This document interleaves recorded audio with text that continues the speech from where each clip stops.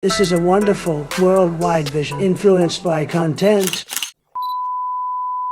What is your definition of systemic racism? Does it even exist in your mind? Uh-oh. A few moments later. Let me answer the question this way, because of the comments that were made, frankly, on this show, that the only way for a young African-American kid to be successful in this country is to be the exception and not the rule.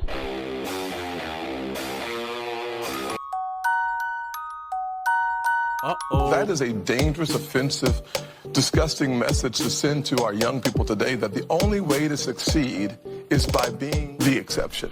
I will tell you that if my life is the exception, I can't imagine. It is. But it's not, actually. So the fact of the matter is, we've had an African-American president, African-American vice president. We've had 2 African-Americans to be secretaries of the state.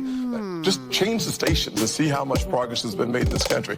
ABC, NBC, CBS, ESPN, CNN, Fox News all have African-American and Hispanic hosts. So what I'm suggesting is that the yesterday's exception is today's rule. The concept of America is that we are going to become a more perfect union.